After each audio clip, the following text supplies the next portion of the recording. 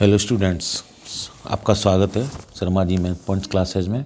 Class 10th math subject है triangle based on triple S similarity property पर question है, बहुत ही इंपॉर्टेंट है। क्वेश्चन को पहले रीड करते हैं, फिर फिगर बनाएंगे, फिर इसको सॉल्व करेंगे।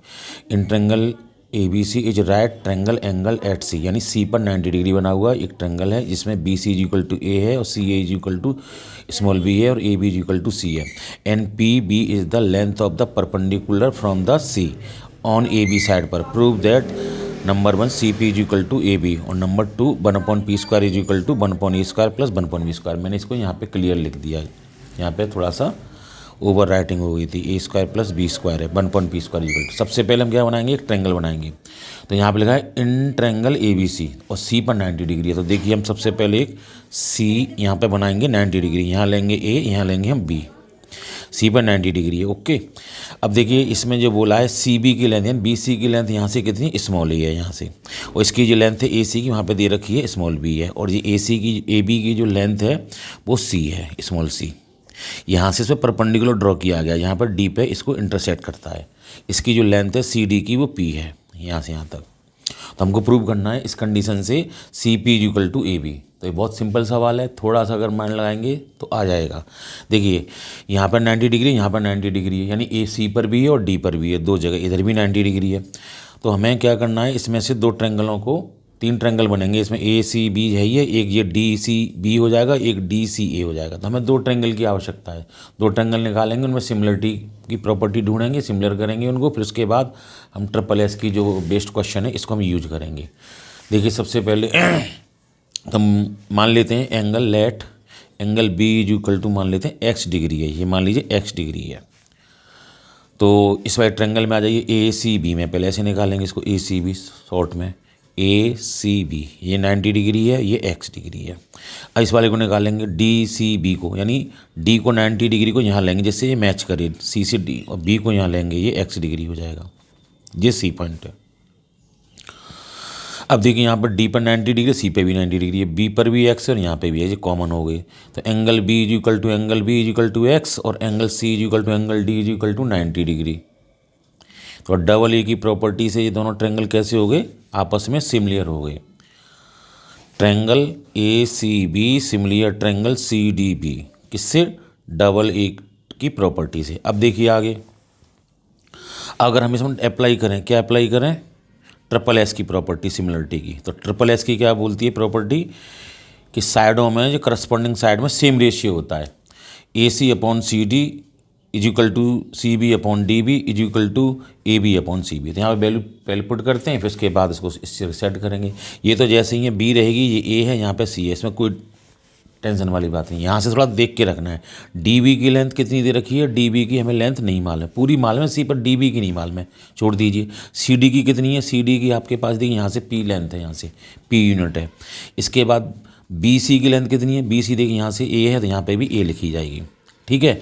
अब लगा दीजिए बी अपॉन ये साइड अपॉन ये साइड, फिर ये अपॉन ये, फिर ट्रिपल मैंने ऐसे मार्क लगाएं, ऐसे लिखेंगे इसको। तो लगाएंगे बी अपॉन पी, पहले this perpendicular upon perpendicular is equal to base upon base, A upon D B, ऐसे रहने दीजिए, नहीं मालूम है डी बी की तो ऐसे रहने दीजिए, ए है।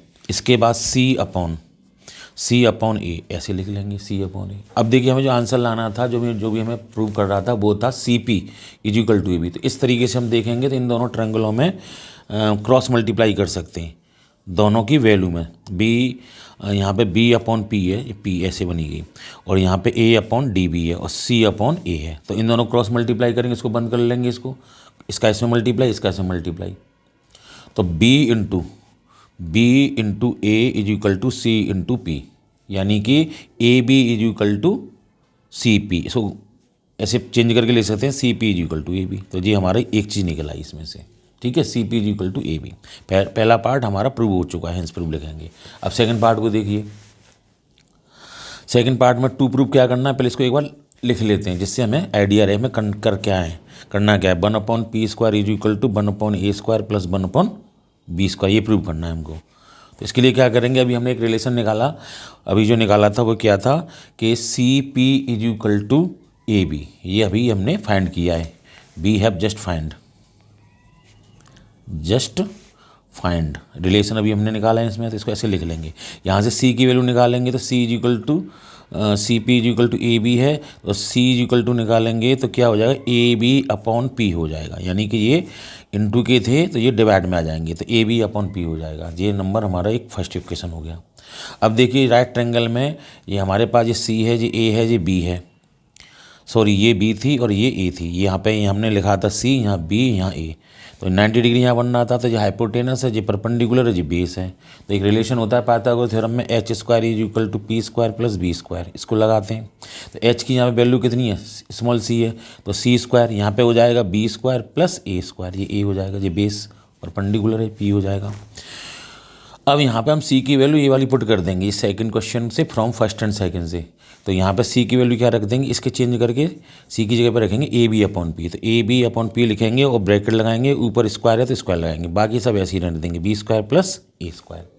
और होल स्क्वायर खोलेंगे इसका तो A square B square upon P square रहेगा, यहाँ B square plus A square, क्या करेंगे क्रॉस मल्टीप्लाई करेंगे, इसका इसमें मल्टीप्लाई, इसका इसमें, तो A square into B square into 1 is equal to B square plus A square हो जाएगा।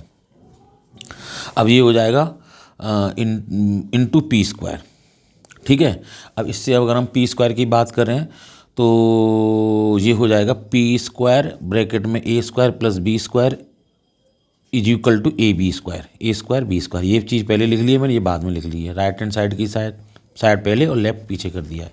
अब P square is equal to निकालेंगे तो क्या आ जाएगा, A square B square upon A square plus B square हो जाएगा। ये नीचे आ जाएंगे अपॉन में, इसके नीचे वन मान सकते हैं।